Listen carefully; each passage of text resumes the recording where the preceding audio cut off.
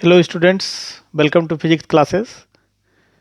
आज class first year के physics के रोटेशनल मोशन चैप्टर के 5वें लेक्चर में हम बल आघूर्ण तथा जड़त्व आघूर्ण में संबंध, कोणीय संवेग संरक्षण का नियम, इसके बारे में पढ़ेंगे। तो बल आघूर्ण तथा जड़त्व आघूर्ण में संबंध। मान लिया कोई दृढ़ पिंड है, यह कोई दृढ़ पिंड है जो कि n कणों से मिलकर के बना हुआ है, जिनके द्रव्यमान क्रमशः m1, m2, m3, m4 dot dot mn है, जो घूर्णन अक्ष से r1, r2, r3 dot dot rn दूरियों पर स्थित है। और यह इस अक्ष के परितः जो पिंड है, यह इस अक्ष के परितः अल्फा कोणीय त्वरण से घूर्णन गति कर रहा है। तो पिंड के सभी कण भिन्न भिन्न वृत्तीय पथों पर भिन्न भिन्न रेखीय त्वरण से गति करते हैं।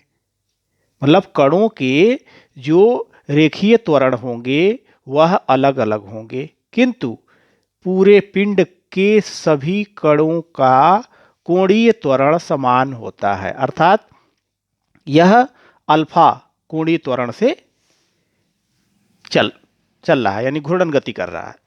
तो अगर हम m1 द्रव्यमान के लिए एक कण के लिए ले लें कि m1 द्रव्यमान के कण का रेखीय त्वरण, तो आपको पता है कि A इक्वल्स टू होता है R अल्फा। तो पहले पार्टिकल के लिए हो गया A1 equals to R alpha से R1 अल्फा ले लेंगे। तो R1 अल्फा पहले कण के लिए R1, दूसरे के लिए R2, R3, इस तरह से। तो A1 बराबर हो गया R1 अल्फा। इस कण पर जो कार्यरत बल है न्यूटन सेकेंड लॉ से F इक्वल्स टू ma, तो m1 a1 तो इक्वल्स टू हो गया m1 r1 अल्फा। अब यह बल कण 1 पर लग रहा है, तो इस कण पर जो कार्य करने वाला बल आघूर्ण है τ1, वह F1 इंटू R1 होगा। तो F1 की जगह पर हो गया m1 r1 alpha into R1। तो R1 R1 का ये स्क्वायर हो गया, तो τ1 equals to m1 r1 square alpha. यह m1 द्रव्यमान के लिए हो गया। इसी तरह से m2, m3 और जो द्रव्यमान है उन कणों पर जो कार्यरत बल आघूर्ण है वह क्रमशः τ2 m2 r2 square alpha, m3 r3 square alpha, इस तरह से होंगे।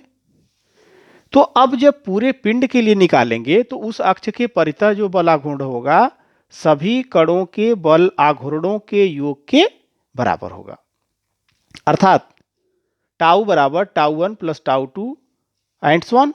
तो अब ये τ1, τ2, τ3 की वैल्यू हम यहां पर पुट कर देंगे।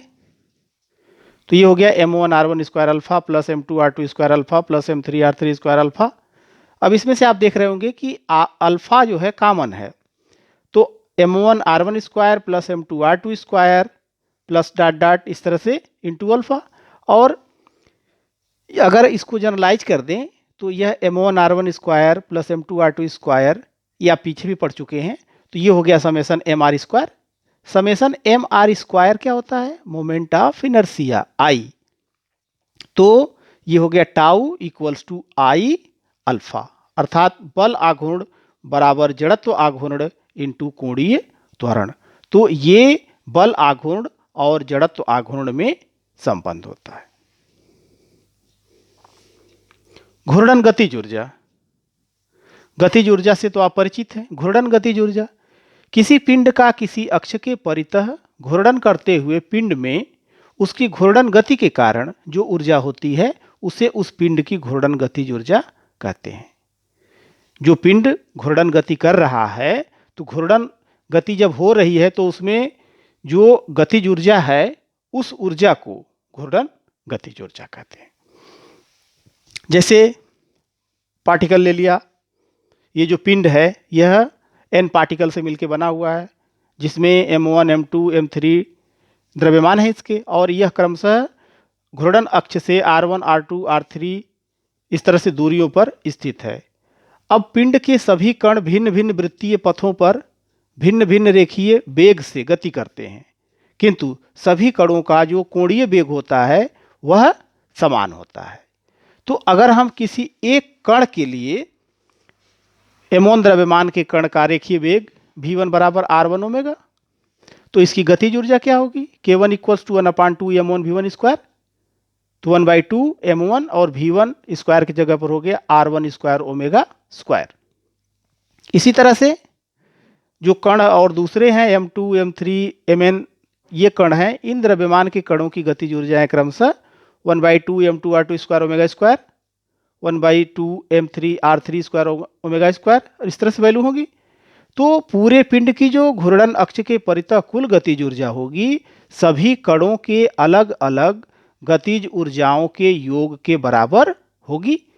तो k इक्वल्स टू इसका समअप कर देंगे, तो 1/2 m1 r1 square omega square plus 1/2 m2 r2 square omega square and so on. अब इसमें से आप देखिए कि 1/2 और ओमेगा स्क्वायर कॉमन है, तो 1/2 को पहले और ओमेगा स्क्वायर को बाद में कॉमन ले लेते हैं। तो ये बीच की वैल्यू हो गई m1 r1 square plus m2 r2 square and so on. ये जनरलाइज कर देंगे तो समेशन mr स्क्वायर क्या होता है? I, moment of inertia. तो k इक्वल्स टू हो गया 1/2 I ओमेगा स्क्वायर। तो यह घूर्णन गतिज ऊर्जा के लिए व्यंजक प्राप्त हो गया। कोणीय संवेग, एंगुलर मोमेंटम। किसी गतिमान कण के रेखीय संवेग का किसी घूर्णन अक्ष के परितः उस कण का उस अक्ष के परितः कोणीय संवेग कहलाता है। इसे J से या L से प्रदर्शित करते हैं और यह वेक्टर क्वांटिटी है। किसी बिंदु के परितः कण का कोणीय संवेग J बराबर होता है R क्रॉस P। तो R पोजीशन वेक्टर हो गया R, और P यह लीनियर मोमेंटम है। तो इसे अगर इस टर्म में रखें तो R क्रॉस MV, M अदिश राशि है, बाहर कर लेंगे तो R क्रॉस V, और ये A क्रॉस B को जब फार्मूले को अप्लाई करेंगे तो AB साइन थीटा होता है। तो इस तरह से हो जाएगा MVR sine theta into unit vector N। अब यह unit vector N is perpendicular to the plane containing V and R। V और R का जो प्लेन होगा, तल होगा, उस तल के लंबवत होगा। तो इस तरह से कह सकते हैं कि कोणीय संवेग का जो परिमाण है वह J equals to MVR sine theta, और अगर यह थीटा की वैल्यू 90 डिग्री हो जाए तो साइन 91 हो जाएगा, तो J इक्वल टू MVR, और इससे इसका जो मात्रक है किलोग्राम मीटर स्क्वायर पर सेकेंड या जूल इंटू सेकेंड होता है, और इसका जो विमीय सूत्र है mL2T-1 होता है। अगर इस फिगर से आप देखना चाहें तो ये x y z ये तल है। अगर यह कोई r दूरी पर कोई कण है और इस पर जो है इस दिशा में जो P है, इस दिशा में आप देख रहे हैं कि इसके इनिशियल स्टेट से या लाइन से जो है थीटा कोण पर ये लगा हुआ है। तो अब अगर O से इस लाइन पर जो लाइन ऑफ एक्शन है मोमेंटम का, इस पर अगर हम परपेंडिकुलर ड्रा करें तो ये हो जाएगा कितना? 90 डिग्री। जब ये 90 डिग्री हो जाएगा और ये थीटा हो गया, ये R है, तो O से N की वैल्यू हो जाएगी R साइन थीटा। तो आप कह सकते हैं कि P into R sine theta. अब देखिए यहाँ से अगर P into R sine theta, P equal to MV, तो MV into R sine theta, ये वैल्यू मिल गई। थीटा अगर 90 हो गया ही तो ये सीधे सीधे MVR हो जाता है। तो ये है कोणीय संवेग, एंगुलर मोमेंटम। अब यह दृढ़ पिंड के लिए कोणीय संवेग कितना होगा? तो दृढ़ पिंड के लिए हम ये मान लेते हैं कि यह n कणों से मिलकर के बना हुआ है, जिनके द्रव्यमान क्रमशः m1 m2 mn, उनकी घूर्णन अक्ष से दूरियां r1 r2 r3 हैं।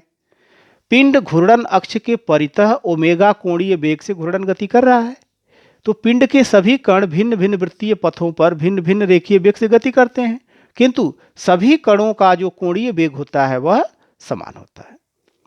तो अगर हम एक कण m1 द्रव्यमान के लिए रेखीय वेग लें तो v1 equals to r1 omega. इसी कण का अगर रेखीय संवेग तो p1 बराबर m1 v1, तो m1 इंटू R1 ओमेगा।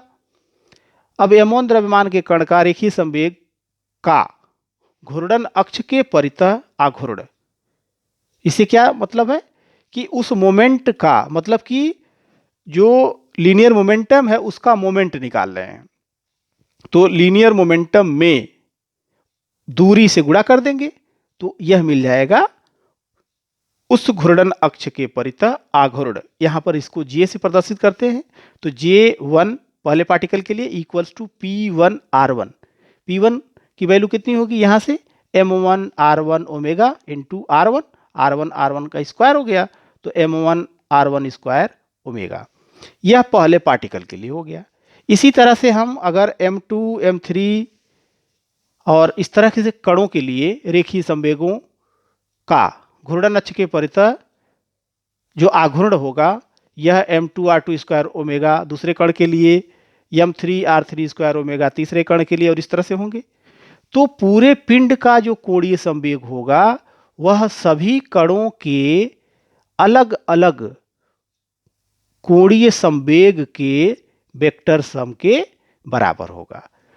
तो कोणीय संवेग जो है J बराबर J1 plus J2 plus J3 and so on. अब ये J1 J2 J3 की वैल्यू जो आई है उसको पुट कर लीजिए, तो m1 R1 square omega plus m2 R2 square omega and so on. इसमें से ओमेगा कॉमन हो जाएगा और अंदर की वैल्यू हो गई m1 R1 square plus m2 R2 square plus m3 R3 square, और इसको जनरलाइज कर देंगे तो summation mr square, summation mr square I हो गया इंटू ओमेगा, तो J equals to I omega. अर्थात ये मिल गया हमें कोणीय संवेग बराबर जड़त्व आघूर्ण गुणे कोणीय वेग। तो यह कोणीय संवेग और जड़त्व आघूर्ण में संबंध है। बल आघूर्ण तथा कोणीय संवेग संबंध में क्या सब होता है, बल आघूर्ण और कोणीय संवेग में क्या संबंध होता है। तो यदि कोई पिंड जिसका जड़त्व आघूर्ण आई है किसी अक्ष के परितः ओमेगा कोणीय वेग से घूर्णन कर रहा हो तो उसका कोणीय संवेग J बराबर आई ओमेगा। अगर हम इसे t के रेस्पेक्ट में डिफरेंशिएट कर दें तो dJ by D T equals to D by D T of I omega. इसमें से ओमेगा कांस्टेंट नहीं है, आई कांस्टेंट हो गया पार्टिकल के लिए, तो आई को बाहर करेंगे तो ये मिल जाएगा D omega by D T. और D omega by D T क्या है, यह rate of change of angular velocity, तो एंगुलर एसिलरेशन हो गया, एंगुलर एसिलरेशन मीन्स हो गया अल्फा, तो इक्वल्स टू हो गया आई इंटू अल्फा। और आई इंटू अल्फा यह भी आप स्टार्टिंग में ही पढ़े हैं कि यह बराबर होता है टाउ, बल आघूर्ण, बल आघूर्ण टाउ बराबर आई अल्फा। तो आई अल्फा की जगह पर हमने रख दिया टाउ, तो इस तरह से मिल गया value dJ upon dt equals to tau, या इसको टाउ एक्सटर्नल कर सकते हैं। तो किसी पिंड के कोणीय संवेग परिवर्तन की दर, ये dJ बाई dt क्या है, कोणीय संवेग परिवर्तन की दर उस पिंड पर लगे बाह्य बल आघूर्ण के बराबर होती है। तो जो यहाँ पर rate of change of angular momentum है यह जो टार्क है एक्सटर्नल उसके बराबर होता है। कोणीय संवेग संरक्षण का सिद्धांत, किसी पिंड पर कार्यरत कुल बाह्य बल आघूर्ण शून्य हो तो उस पिंड का कोणीय संवेग नियत रहता है। तो J बराबर आई ओमेगा यानी बराबर नियतांक। तो अगर दो पार्टिकल की स्थितियां हैं या एक ही पार्टिकल की दो स्थितियां हैं तो I1 ओमेगा 1 बराबर I2 ओमेगा 2। J की वैल्यू कांस्टेंट है, तो J की वैल्यू जब कांस्टेंट है तो I और ओमेगा एक दूसरे पर इनवर्सली प्रोपोर्शनल है, अर्थात अगर एक घटेगा तो दूसरा बढ़ेगा एंड वाइस वर्सा। अब यह आता कैसे है, अभी हम लोगों ने पढ़ा कि dJ by D T tau external होता है और यहां पर कहा गया है कि कुल बाह्य बल आघूर्ण शून्य हो, अर्थात टाउ एक्सटर्नल की वैल्यू शून्य है। तो जब टाउ एक्सटर्नल को शून्य कर देंगे तो dJ बाई डी टी बराबर 0। और जब किसी भी डिफरेंशिएशन में अगर किसी का डिफरेंशिएशन 0 आता है तो वह वैल्यू क्या होती है, कांस्टेंट होती है, तो J बराबर नियतांक। अब इसके बहुत से एग्जाम्पल्स हैं। इस एग्जाम्पल्स में जैसे मान लीजिए कि आपने एक पाइप ले लिया, उस पाइप में एक कण बंधा हुआ, एक पिंड बंधा हुआ छोटा सा एक पाइप के थ्रू धागा से निकाल लिया और धागे में लगा ही है उसको घुमाते हैं, तो ये देखते हैं कि जैसे जैसे धागे की लंबाई हम खींचते जाते हैं, अर्थात जो पथ उसका है छोटा होता जाता है, तो उसका जो एंगुलर वेलोसिटी है वह बढ़ता जाता है। ठीक इसी तरह से दूसरा एग्जाम्पल इसका है कि जैसे दोनों हाथ में आप डंबल ले करके हाथ को फैला करके और घूम रहे हैं, यदि अपने हाथों को मोड़ लें तो जो कोणीय वेग है वह कोणीय वेग का मान बढ़ जाता है, क्योंकि आर की वैल्यू घट जाती है। जब आर की वैल्यू घटेगी तो एम आर स्क्वायर से आई की वैल्यू भी घट जाएगी, तो आई की वैल्यू घटेगी तो ओमेगा की वैल्यू बढ़ जाएगी। इसी तरह से जब कोई स्विमर जंप करता है स्विमिंग पूल में, तो आप ये देखेंगे कि वह अपने शरीर को जो है हल्का सा मोड़ करके और कलैया लेता हुआ जो है पानी में जो है जाता है। तो वह ऐसा इसीलिए करता है क्योंकि उस स्थिति में मोमेंट ऑफ इनर्शिया कम हो जाती है और एंगुलर वेलोसिटी बढ़ जाती है। इसी तरह से एग्जांपल्स आप देख सकते हैं, कुम्हार का चाक। कुम्हार का चाक अगर खाली है उसको घुमा करके आप छोड़ दीजिए, तो आप देखिए किसी एक पर्टिकुलर स्पीड में वह घूम रहा होगा, लेकिन अगर उस पर उसके किनारे पर थोड़ी सी गीली मिट्टी रख दीजिए तो अब ये देखिए कि उसकी स्पीड जो है क्या हो जाती है, कम होने लगती है। तो एंगुलर वेलोसिटी क्या हो गई, घटने लगती है। तो ये कुछ एग्जाम्पल्स हैं जो कि कोणीय संवेग संरक्षण के सिद्धांत को बताते हैं। इसी तरह से आप इसका एक ये भी देखेंगे कि जितने भी बैले डांसर हैं ये या फिर जो है बर्फ पे स्केट करने वाले हैं, तो यह अपने एक हाथ को जो है, या अगर स्केट कर रहे होते हैं तो देखते हैं कि जब तेज दौड़ना होता है या स्पीड बढ़ानी होती है तो एक पैर पे हो जाते हैं, अपने एक पैर को जो है वो मोड़ लेते हैं, जिससे मोमेंट ऑफ इनर्शिया कम हो जाती है। जब मोमेंट ऑफ इनर्शिया कम होती है तो जो एंगुलर वेलोसिटी है वह एंगुलर वेलोसिटी का मान बढ़ जाता है। इसी तरह से बैले डांसर में जब ये डांस करते हैं तो जब इन्हें घूमना होता है तो आप देखेंगे कि ये अपने हाथों को मोड़ लेते हैं और पैर को भी जो है एक ही पैर पे हो जाते हैं, और इसकी वजह से जब जब रोटेट करते हैं तो मोमेंट ऑफ इनर्शिया कम होने की वजह से उनका एंगुलर वेलोसिटी बढ़ जाती है, माने कोणीय वेग बढ़ जाता है, जिससे वह आसानी से अपनी जगह पर घूम लेते हैं। Thank you for watching.